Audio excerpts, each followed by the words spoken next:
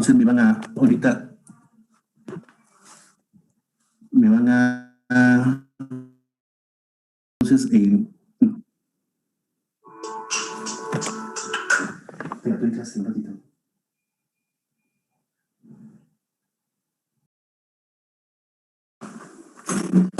¿Se escucha mejor? ¿Se escucha o no? Se escucha mejor ya. Ok, semiología de la que es el aparato digestivo.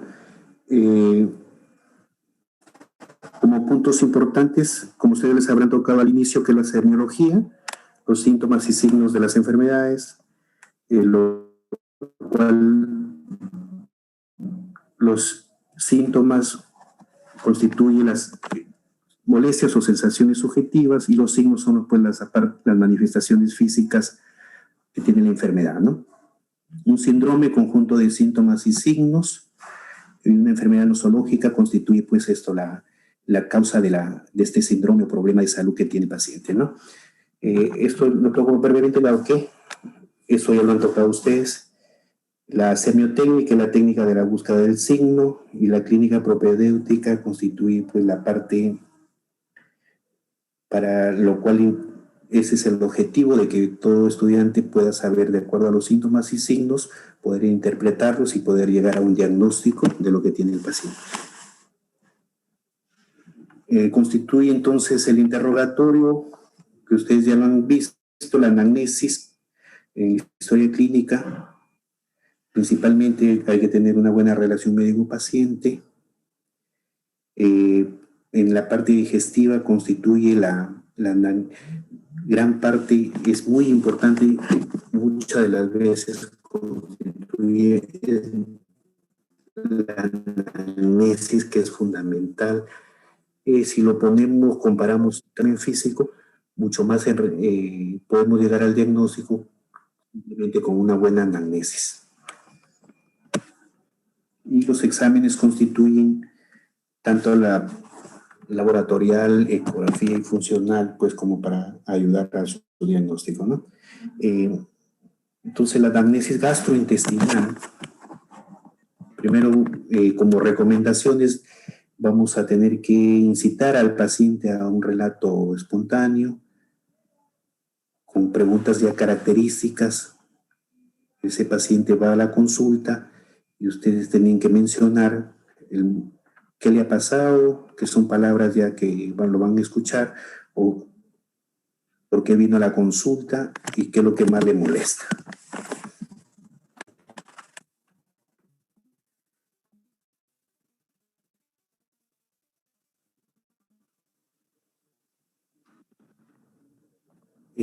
Nosotros, en una historia clínica, lógicamente, hay que dejar hablar al paciente un relato espontáneo, estimularlo con palabras como claro, entonces, encauzarlos, para que no a veces el paciente les va a empezar a contar cosas que no va a su tema de salud o su problema de salud, entonces hay que encauzarlos, hay que realizar preguntas cada vez más dirigidas.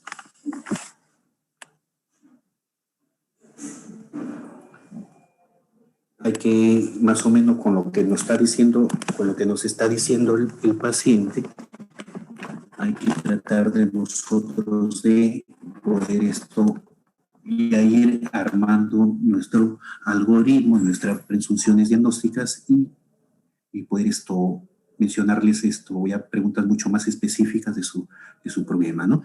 En la anamnesis también hay que precisar, siempre tenerlo presente, el cuándo de su enfermedad, el cómo apareció. Justamente en las partes de la historia clínica tenemos la forma de inicio, la forma de comienzo de la enfermedad, si es insidiosa, si es brusco, si es súbito. Ahí tienen diferentes posibilidades. También hay que hacernos dentro de nuestro esquema, tener otra pregunta, el por qué, para lógicamente cuando se presenta este problema, ¿no? Ahí les menciona en la diapositiva, por ejemplo, ante un esfuerzo, puede tener ante un evento, una disnea, una insuficiencia cardíaca, un enfriamiento en caso de neumonía, una comida grasa si se presentó el problema. O sea, ese es darnos el porqué el desencadenante de la enfermedad, ¿no? Preguntas claves, entonces, el cuándo, el cómo, el por qué. Hay que ver el síntomas asociados.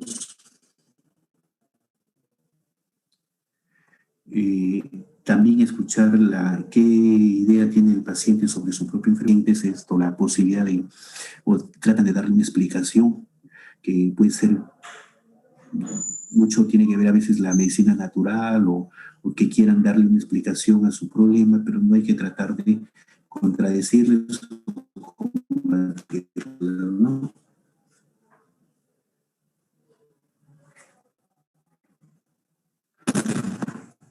En cuanto a más o menos para tener una idea de la anamnesis, en cuanto a la cuestión de boca, hay que preguntarnos por el apetito.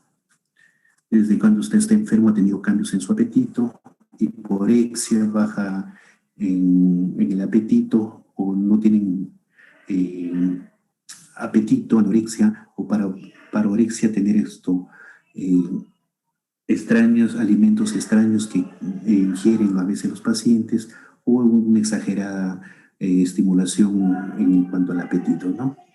Y bueno, el apetito es una ingestión selectiva de los alimentos de acuerdo al gusto, el hambre, la necesidad fisiológica de ingerir alimentos como conceptos.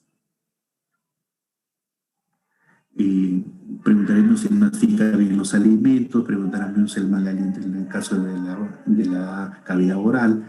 Puede tratarse de una halitosis, una insuficiencia hepática o problemas propios de la cavidad oral. De forma general estamos mencionando. En un caso de una lengua saborral o blanquecina, se puede ver en pacientes con tabaquismo, que se cepillan exageradamente, o también se asocia a enfermedades. La glossidinia es un dolor en el caso de la lengua, una glossitis, una inflamación de la lengua. En esófago, investigar si el paciente tiene dificultad para tragar, una disfagia, es un término que es dificultad para tragar o pasar los alimentos.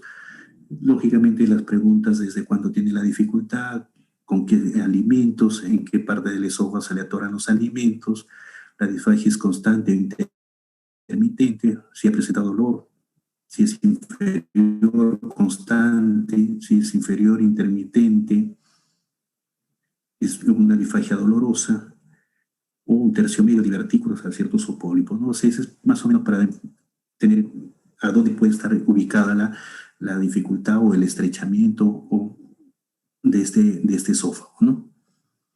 El tialismo, cialorrea, en caso de pacientes que tienen una salivación excesiva, se puede ver en pacientes con obstrucción de esófago, cáncer de esófago, una calacia excesiva, ¿no? Estómago, interrogable por dolor en epigastrio, desde que esté enferma, se puede preguntar al paciente desde cuándo ha tenido el dolor en el estómago.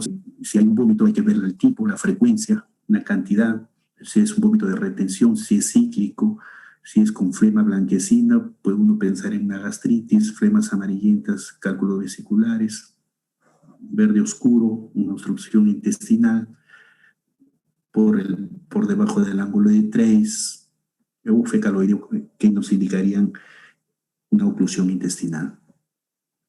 Hematemesis, es que es un vómito sanguinolento, hay que ver la cronología,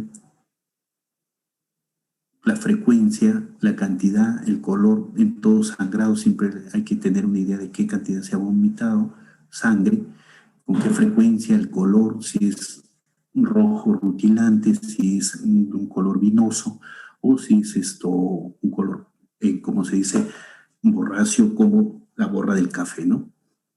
Rumiación, como definición, es una regurgitación de los alimentos hacia la boca. Un reflujo es una regurgitación del contenido gástrico a la faringe.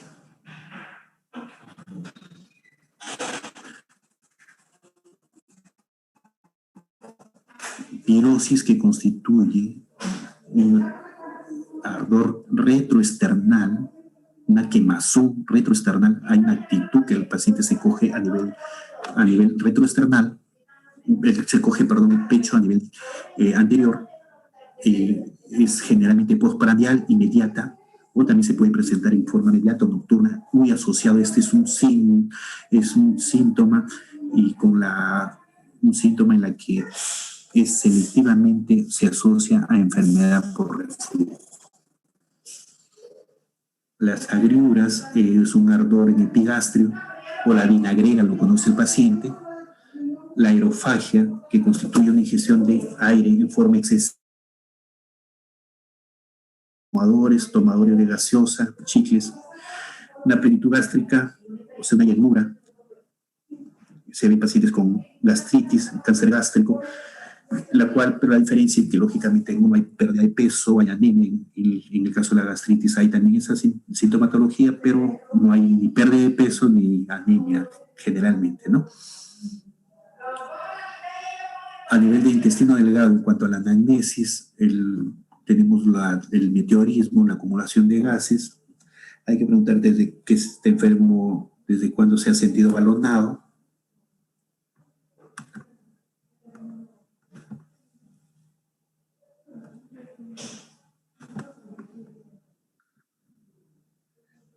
Si tiene relación con algún alimento, está habituado a la taquifagia, o sea, al consumo frecuente de alimentos. Al valorar la calidad de los alimentos, puede ser una fermentación de los alimentos, se asocia, o acción de la flora por un sobrecrecimiento bacteriano, o aerofagia, consumo de aire al momento o personas que mucho hablan durante la ingesta de alimentos también tienen aerofagia, meteorismo, ¿no?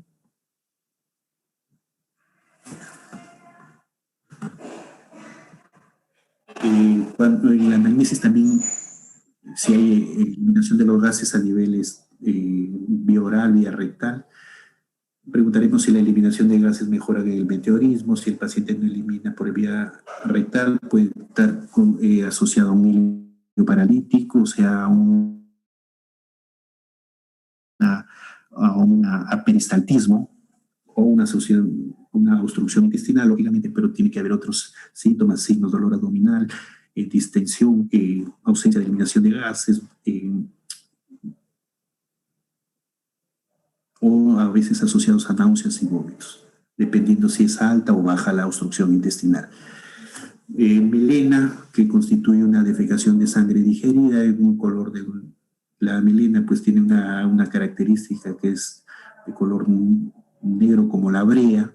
No es líquido, es como se puede decir, pastosa, maloliente, en la cual a nivel, disculpando la comparación, como una mazamorra, ¿no es cierto? Se asocia a sangrado digestivo alto.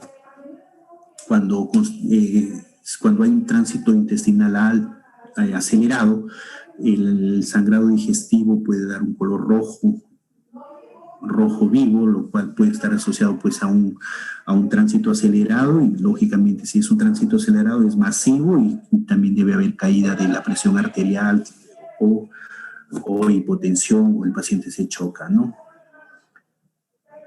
Sangre mezclada con heces, el término utilizado es la enterorragia. Los borborigmos son ruidos peristálticos oídos a distancia. Lo van ustedes a escuchar al paciente que les menciona bien frecuentemente, es esa molestia o lo que les incomoda a los pacientes. Se llama borborigmos, asociados a oclusión intestinal o hiperperistaltismo, por ejemplo, en el caso de una diarrea, que hay un hiperperistaltismo. Entonces van a escuchar que el paciente les manifiesta que suena bastante su barriga, lo constituye borborigmos, el término médico. Nivel de colon, hay que preguntar lógicamente si hay una alteración en el ritmo defecatorio. La evacuación cada 12 a 24 horas, hay que preguntarle cómo es su frecuencia, si las heces son cilíndricas, alargadas, pastosas. Sus heces se acompañan de moco, estreñimiento, cada cuantos, ver la frecuencia de sus deposiciones. o diarrea, estreñimiento, pues evacuación de cada 2 o 3 días, o heces duras, o diarrea, 3 evacuaciones en 24 horas, consistencia líquida, acuosa o semilíquida, ¿no?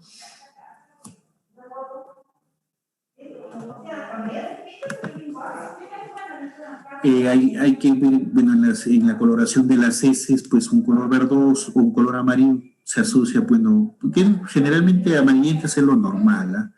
El color verdoso, bueno, sí, se dice que puede haber un trastorno en el línea terminal, pero esas son asociaciones más que todo, ¿ah? No es esto patognomónico que digamos que vamos a asociar ya una patología de línea terminal por el color verdoso, ¿no? El color blanco, bueno, sí, cuando hay obstrucción de la vía biliar, pues puede dar acolia, un color blanco, un problema de vías biliares, un color negro, lógicamente, como hemos dicho, la melena, heces acintadas, un colon espástico. Que este mismo es una insatisfacción al evacuar, dolor a la defecación, principalmente en fisuras anales, fisuras, no fisuras, y también se puede asociar a hemorroides porque se han inflamado las venas hemorroidales, ¿no? Pujo, que le llamamos una defecación, con un cólico intestinal bajo, con una deposición escasa, ese es el término pujo. Prurito anal, bueno, es asociado a parasitosis, a problemas hemorroidales principalmente. Hematoquesis, una mezcla de sangre roja con sangre negra, como el vino, para que tengan una idea. Puede dar una lesión habitual en ilion o colon proximal. Proximal, estamos diciendo, lo proximal está más asociado lógicamente a la cavidad oral, o sea, puede tratarse colon derecho, colon transverso, un poco, por el término, para que entiendan a qué referimos proximal. Enterorragia, como dije, sangre roja en heces mezclada con heces. Ictericia es una coloración, bueno, amarillo-verdosa en piel escleróticas por la acumulación de bilirrubina directa o indirecta. El valor normal, 0,1 a 1 miligramos por decilitro. Es objetivable o observable en las escleras cuando la bilirrubina está, algunos mayor de 2.5 ya es observable a nivel de escleras. Bueno, hay que poner la duración, si es constante. La presencia de la ictericia, el tinte ictérico es una cruz, 2 cruces, 3 cruces, dependiendo, hasta 4 se puede, de acuerdo a la intensidad, si es progresiva, intermitente o constante, permanente, o se asocia a coluria, colia o cierto prurito, que son síntomas asociados que tienen que referirlo ustedes en la anamnesis o preguntar por eso, ¿no?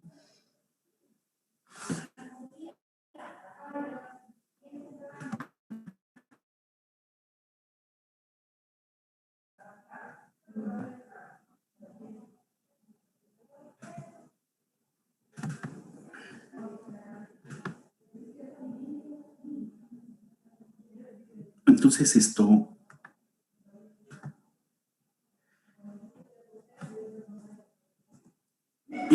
en cuestiones de ciertos terminología y terminología que es muy frecuente, van a escucharlo ustedes a nivel de lo que corresponde a la parte abdominal. Entonces, la anamnesis, que sí hay que insistir en algunas preguntas claves, como les he mencionado, vamos a complementar qué es lo que vamos a encontrar en el examen físico de estos pacientes. Entonces, una inspección, un examen físico, una inspección en forma general, pues tenemos que ver cómo está este paciente, qué actitud tiene en una crisis dolorosa, que si este paciente está con desnutrición, siempre hay una inspección general, como les decimos nosotros, si hay desnutrición, hay palidez, principalmente lo vemos en las neoplasias, del aparato digestivo a nivel de esófago. En caso de los NM de páncreas, pancreatitis crónica, vemos un dolor mayor cuando se está acostado o cuando hay adherencias.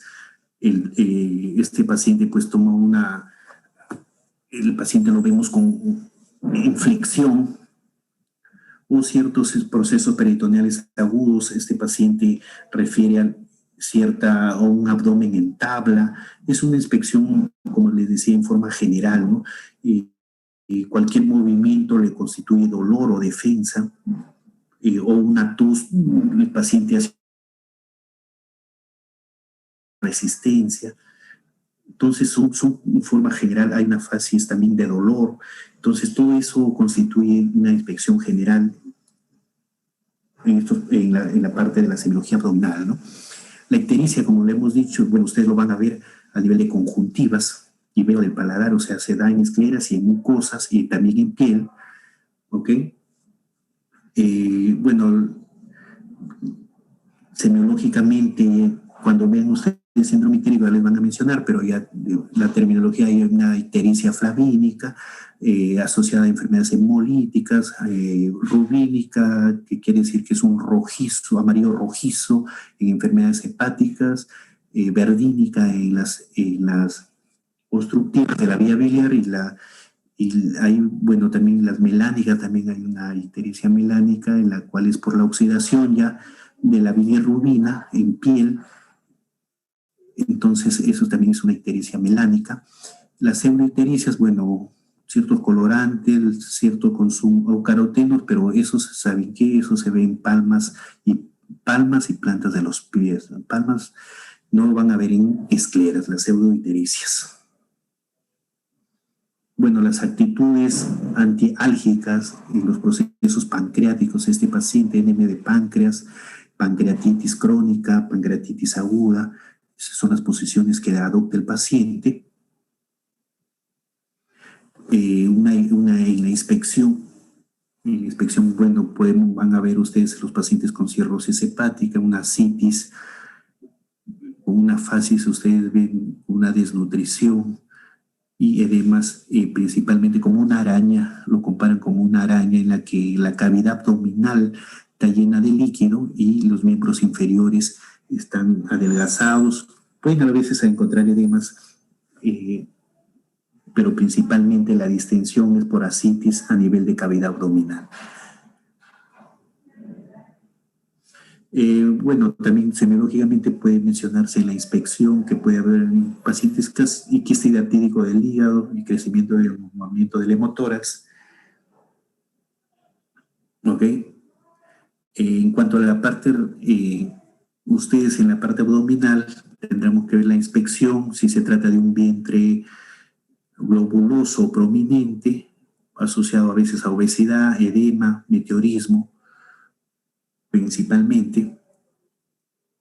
En un vientre retraído, excavado, en caso de meningitis, tétanos, desnutrición, vacuidad de asas intestinales, un vientre asimétrico, eso son terminología que tienen que constar en su historia clínica, o un meteorismo circunscrito en cierta flanco derecho, izquierdo, dependiendo. La obstrucción de la vena porta, ustedes le habrán dicho, constituye pues esto, la cabeza de medusa, que se conoce en el caso de hipertensión portal por los pacientes con cirrosis, ¿no? Sí, eso le llamamos nosotros circulación colateral que tenemos en pacientes principalmente con cirrosis hepática, que nos indica hipertensión portal.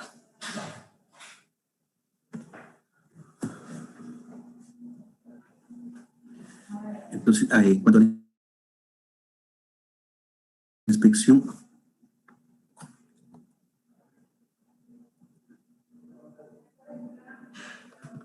en cuanto a la inspección del perfil del abdomen, cuando hay una distensión generalizada con ombligo deformado en obesidad, meteorismo, con una distensión generalizada, puede haber en pacientes con ascitis, tumor o una hernia umbilical, un abdomen deprimido, en la desnutrición, cuando hay una distensión de la mitad inferior, embarazo, tumor ovárico, retención vesical. Y cuando hay distensión de la mitad superior, en caso de dilatación gástrica, carcinomatosis, bueno, son las formas de abdomen que hay que verlo en la parte, en la inspección. Don profesor, ¿qué está haciendo?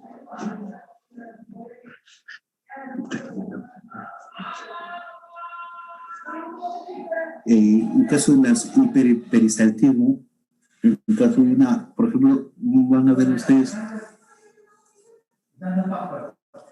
visibles en las obstrucciones mecánicas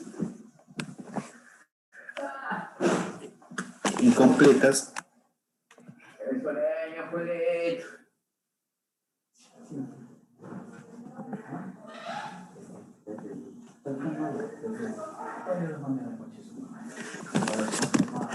En las partes de esto, la palpación,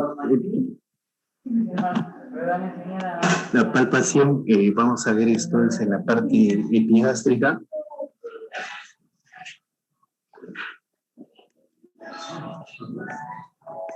Tenemos al nivel del epigastrio.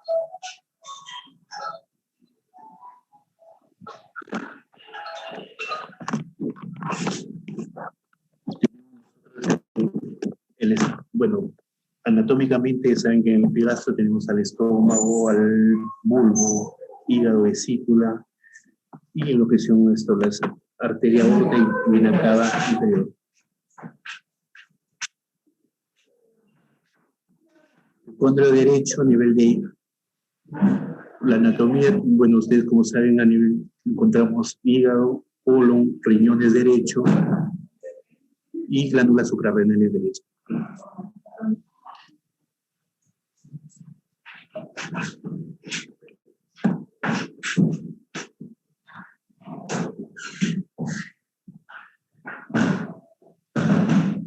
A nivel hipocondrio izquierdo tenemos parte del estómago, que es fondo, y parte del cuerpo, vaso, páncreas y riñón izquierdo.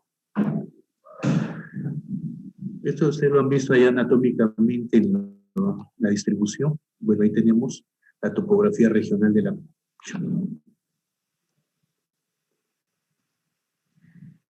la pared anterolateral del abdomen, ¿no? Hipocondrio derecho, epigastrio, flanco derecho, mesogastrio, flanco izquierdo, región hipocelíaca derecha. Y de acuerdo a eso nos ubicamos a los órganos que acá lo encontramos, ¿no? Entonces, en la exploración tenemos que, eso lo hemos mencionado en la anamnesis. Vamos a ver en la exploración de hígado y vaso, las técnicas. Un ratito. Tenemos las maniobras para constituir la provocación del dolor ante una inspiración rápida y profunda, lo cual a nivel del reborde costal derecho constituiría un signo, que es el signo que nos indicaría una afectación de la vesícula o de la vía biliar, que es un signo conocido como el signo de Murphy, lo cual constituiría una colecistitis aguda. Entonces, esa es una a nivel por debajo del reborde costal derecho,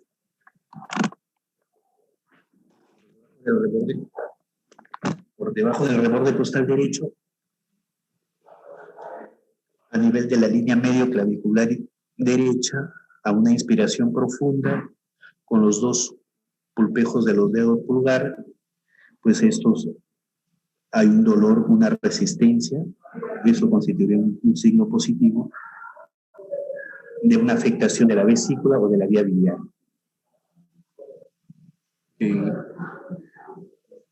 ¿Cómo se palpa la vesícula? Bueno, tenemos ahí una palpación de la vesícula según un semiólogo, el paciente en decúbito izquierdo, el explorador situado detrás de la mano izquierda debajo del reborde costal derecho, y si hay dolor a la inspiración, lo que les mencionaba es otra forma de evidenciar el signo de Murphy. El procedimiento, hay un signo del témpano, lo cual nos va a permitir palpar el hígado o un tumor cuando hay ascitis. Constituye la movilización a nivel de la fosa lumbar derecha y con el brazo izquierdo, con la mano izquierda, perdón, y el lado derecho, la mano derecha va a constituir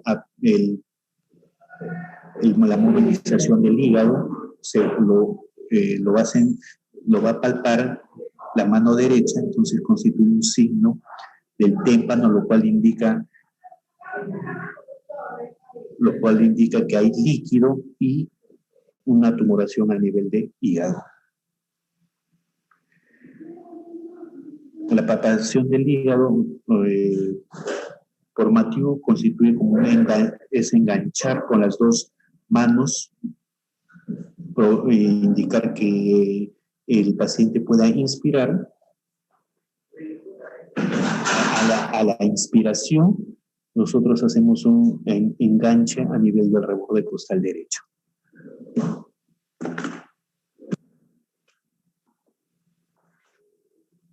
Esas son las técnicas como para palpar hígado.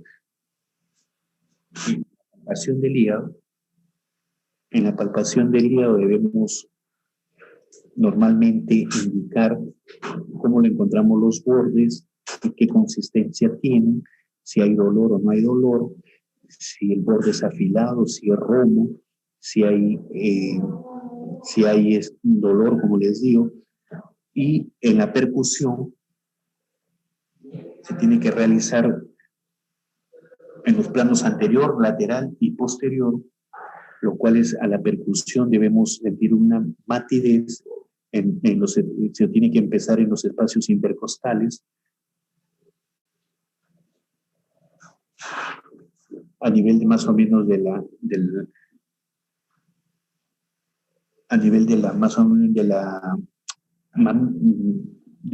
pezón mamario, el espacio intercostal, debemos sentir una matidez en los espacios intercostales y más o menos para tener una idea de la altura hepática que tiene este paciente, ¿no?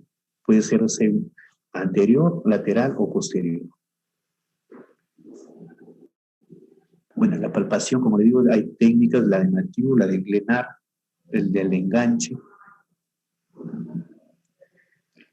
Bueno, en cuanto al vaso, nosotros normalmente el vaso, si se puede palpar, cuando lo vamos a palpar solo el lóbulo inferior, más no todo el vaso, lo cual puede constituir una esplenomegalia en pacientes con hipertensión portal.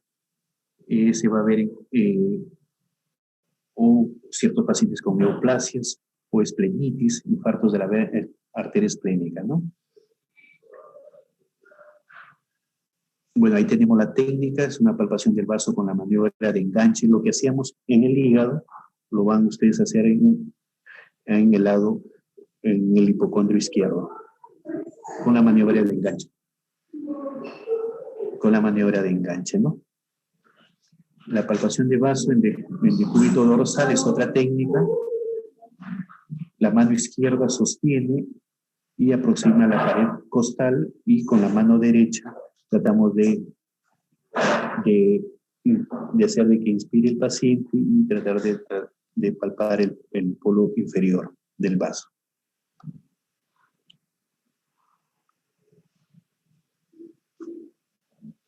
Bueno, en el caso de acá menciono lo de las irradiaciones más frecuentes del dolor pancreático, la cual este paciente, como ustedes lo van a ver en la clase de los síndromes pancreáticos, cuando el páncreas se inflama o hay una tumoración o una pancreatitis crónica, pues este paciente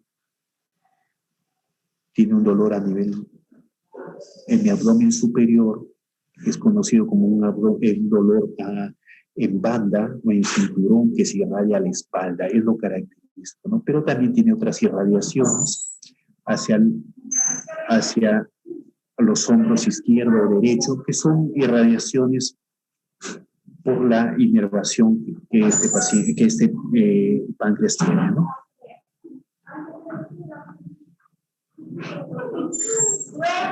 Bueno,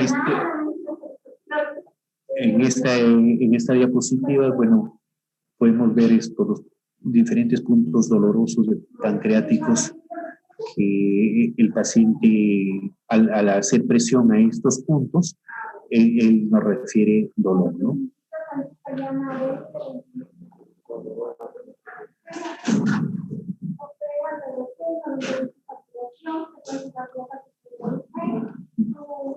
A nivel de yeyuno, ilio, colon, bueno, la semiología, principalmente como es visera hueca, pues la manifestación, como manifestación va a dar los cólicos intestinales.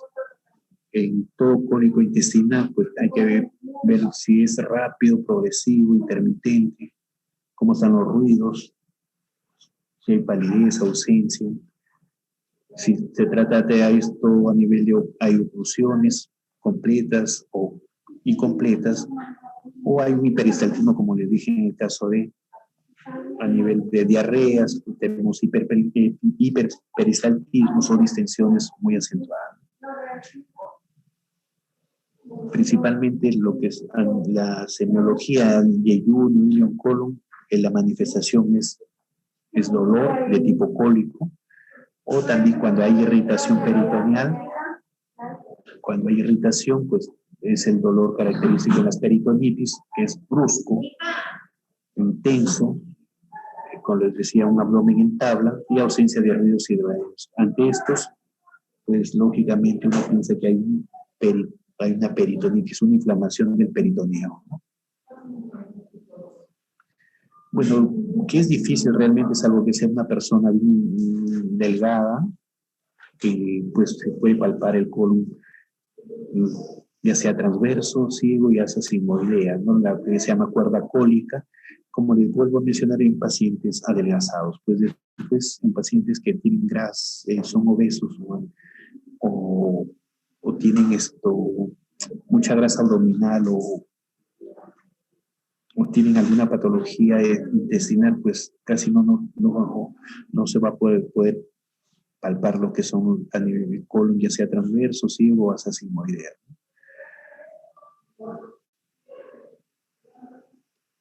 Bueno, este es en el caso de las isquemias intestinales. También hay el dolor acá es muy característico, que es un dolor epigástrico periumbilical después de los alimentos.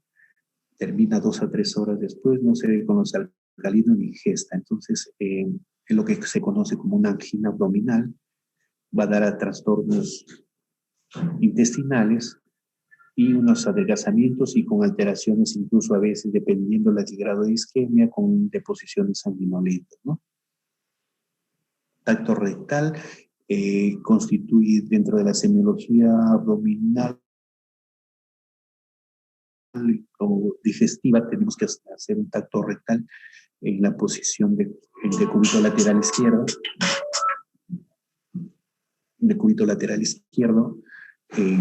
o en la posición genupectoral, también en posición supina. Se puede hacer un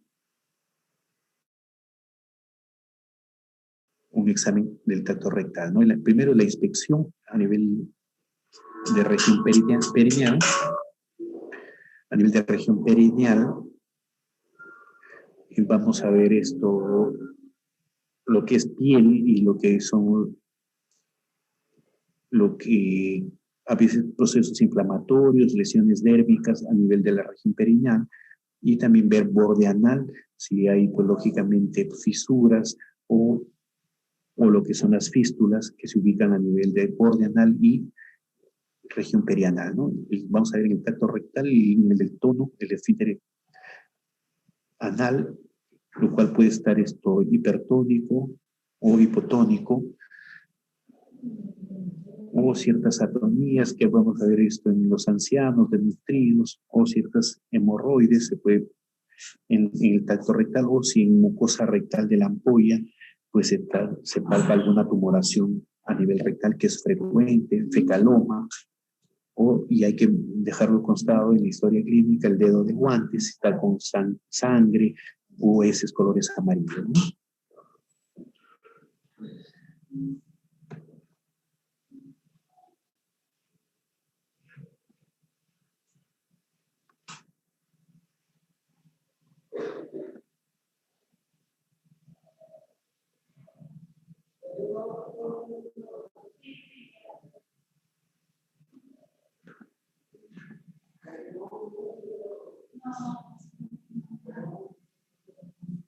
Bueno, entonces ahí en sí les he tocado, no,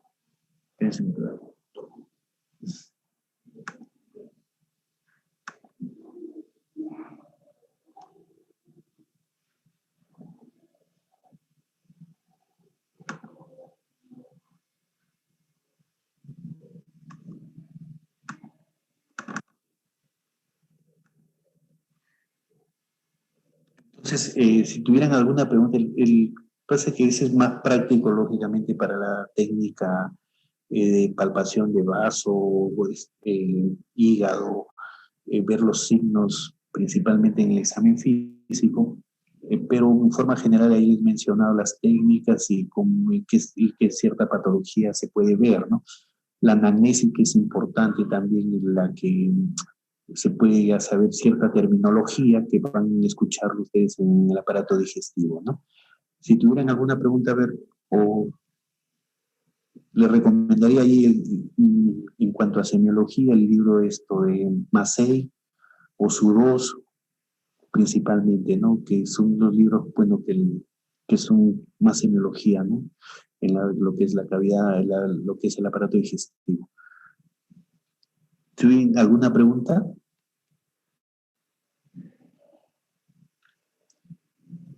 Todo bien, doctor.